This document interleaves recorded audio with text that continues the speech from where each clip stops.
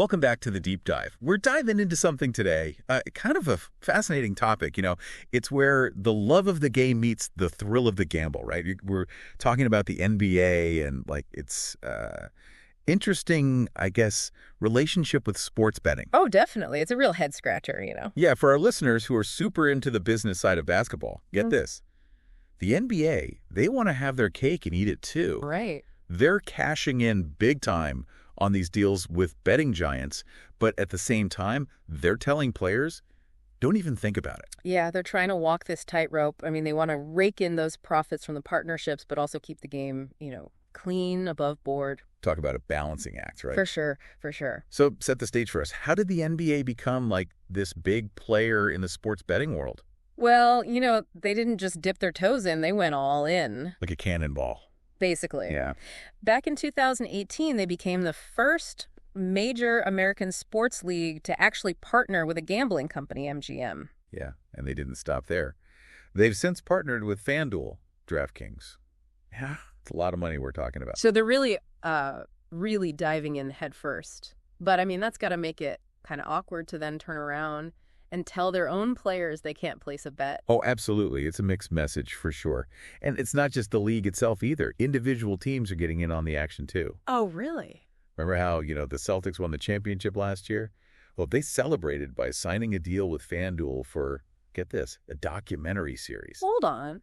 A documentary series sponsored by a betting company? That seems like it's blurring the lines a little bit, don't you think? Yeah, it definitely raises some questions about, are they promoting responsible gambling or are they normalizing it? Right. And what kind of message does that send to fans, especially, younger fans who are just getting into the sport?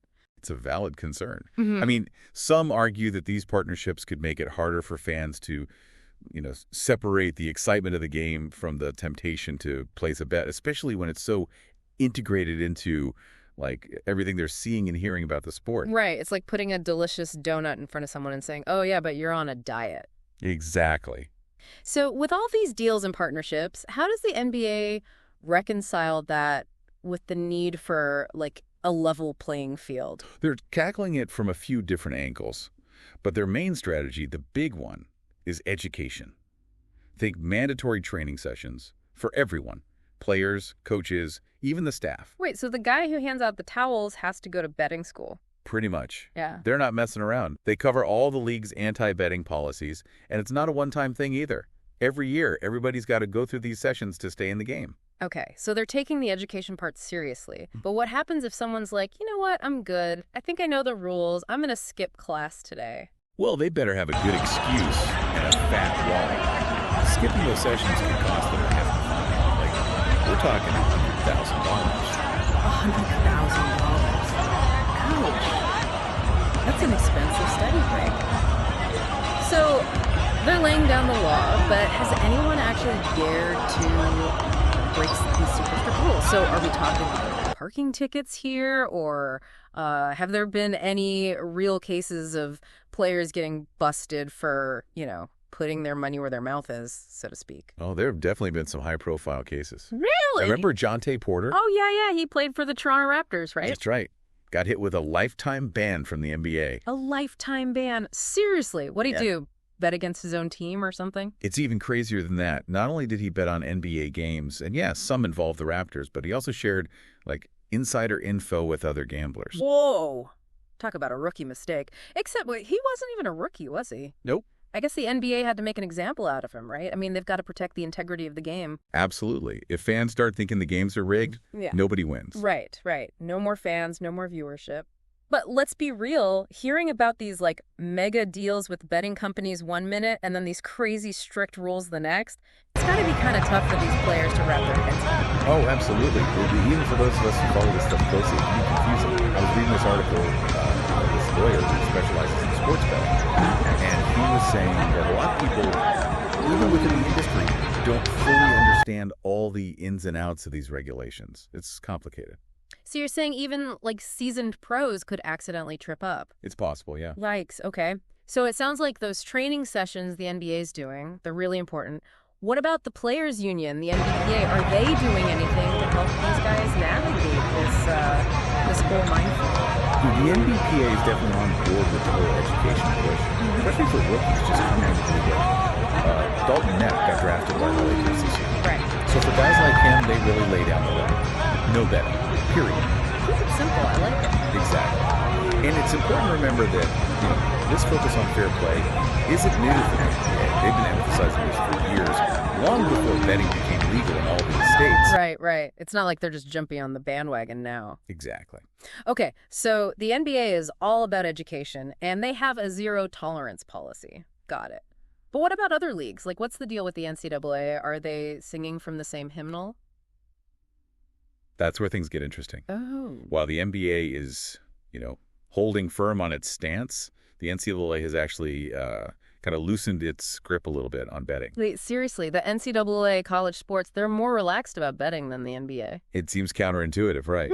But yeah, they've adopted a more, I guess you'd say, lenient approach. Yeah. Taking into account things like, how much money was wagered before deciding on punishments. So a small-time bet might get a slap on the wrist, but a high-stakes gamble could land you in hot water. Exactly. It's definitely a more nuanced approach.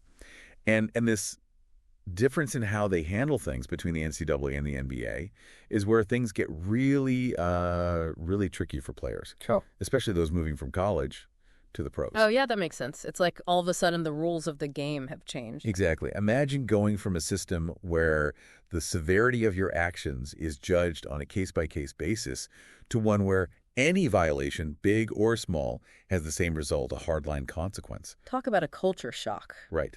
So, this really highlights how important clear communication and consistent education are throughout a player's entire career, no matter where they're playing. Right. You got to know the rules of the game you're playing. So we've got the NBA being super strict, the NCAA taking a more flexible approach, and players caught in the middle trying to make sense of it all. This is complicated. What does this all mean? It's like, I don't know, trying to solve a Rubik's Cube while riding a unicycle on a tightrope or something. The NBA wants those big betting bucks, but they also got to be like the referees of the game because your name is cheap. So for you, what's the most surprising thing? For me, there's got to be that difference. How strict the NBA is and how the NCAA's, kind of going the other way. You'd figure it'd be the opposite, right? With college athletes and all that. I know, right? It's like, who are the grown-ups in the room? Exactly. And it shows you something really important. Even when everything else changes, laws, what people think is okay, that kind of stuff, you still got to have rules, ethical boundaries. And you got to stick to them. That makes sense. And for all you listeners out there, keep watching the NBA. It's going to be interesting to see how this whole betting thing plays out. It really is. It's like, how can the league and the players, how can they make money off this betting thing, but also keep the game, real? That's the million-dollar question, isn't it? And that's a wrap on today's deep dive. We dug into the NBA and sports betting, all the good, the bad, and the really confusing. All the drama. Until next time, keep your head in the game and your wallets in your pockets. Unless you're not in the NBA, then, bet responsibly.